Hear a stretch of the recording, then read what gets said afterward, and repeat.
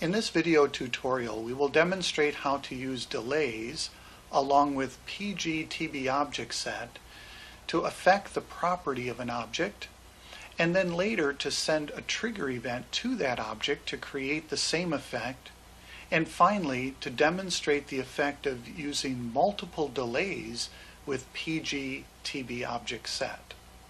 In this example, we begin by drawing a simple field object. Let's give our field object a background color and then a unique name.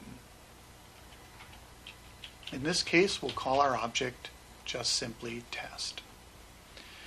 Now, when the object is clicked, let's wait 1.5 seconds and then change the fill color of the object to blue.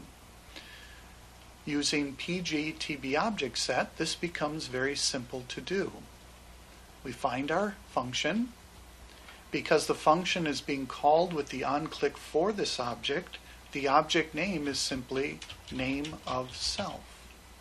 The property that we want to affect is RGB fill, and the value is full blue, which in RGB values is 0, 0, 255. The delay is 1.5 seconds. The function expects it to be defined in milliseconds, so we put 1500 milliseconds in the myDelay field. That's all we need to do to accomplish our first objective, so let's export our page and take a look at what we've accomplished.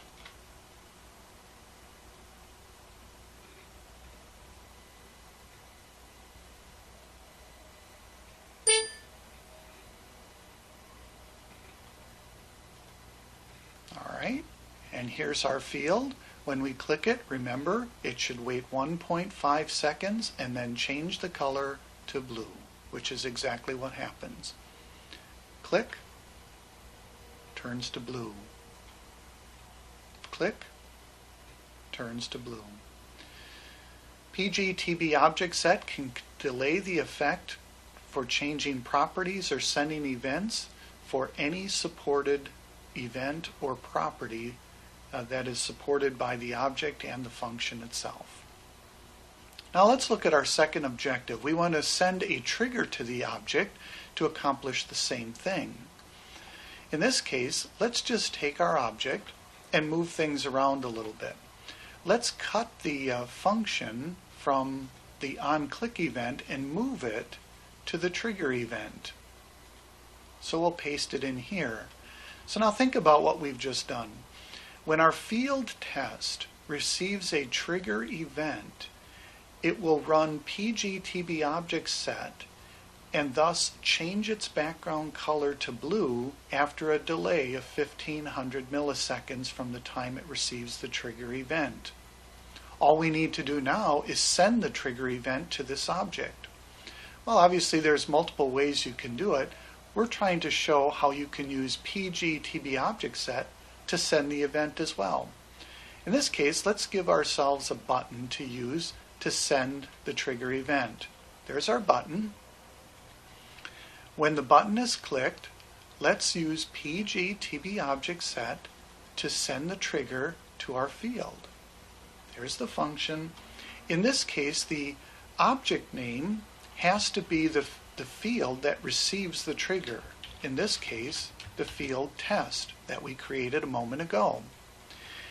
The event that we want to send is a trigger event, and there is no value to send with a trigger event. It's just simply a simulated click.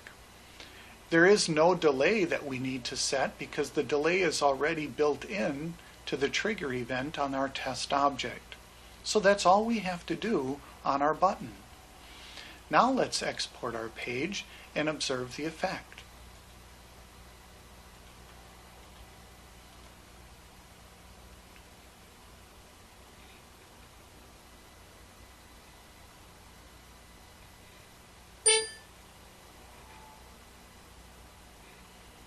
Alright, so let's take a look in a browser and see what happens. Now notice if I click our field, nothing happens.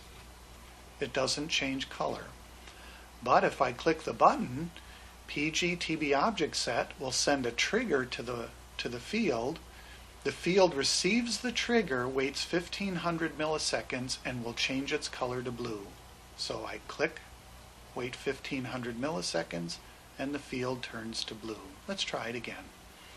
Clicking here does nothing, but clicking here sent the trigger, it waited 1500 milliseconds, and the field turned to blue.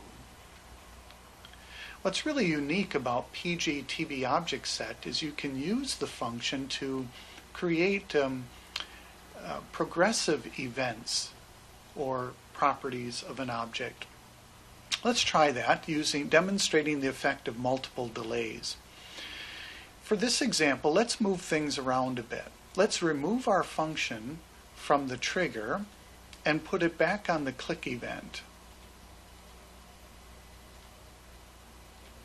This time, let's change the delay to something much smaller. Let's say just 200 milliseconds. Right? Now what we want to do is we want to progressively change the color to full blue. How can we do that? Well, let's first of all define a variable to hold an initial color value. So let's call our variable colorVal, and we'll set the initial value to 50% blue, or the blue value of 128. Okay? Then we manipulate the variable just before we send it to pgTBObjSet. So we take our color value and we change it to colorVal plus 20 steps.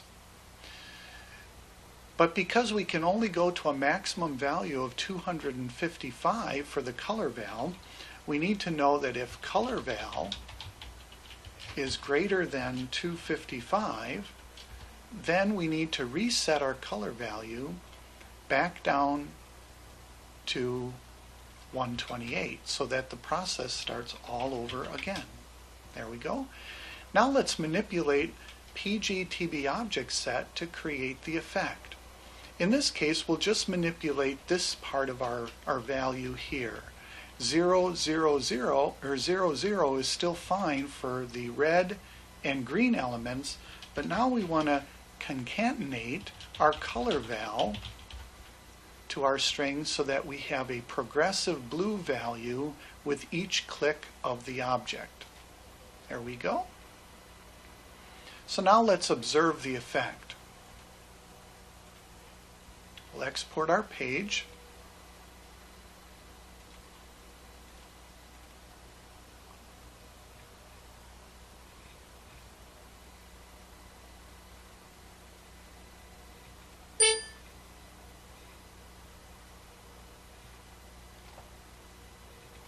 Now we look at it in a browser. Remember now, each time we click the object, it will wait 200 milliseconds and change the blue value of our fill color. So the first time we click it, it's pretty dark blue. Each time we're clicking it, notice the fill color becomes progressively brighter until it reaches its maximum value and starts over again. So notice every time I click, it changes the fill color of the object progressively. So that's the effect of using multiple delays on our object, and it shows how powerful this function can be. Finally, pgTBObjSet has the ability to prevent multiple delays if we only want the object to be clicked only so many times and respond accordingly.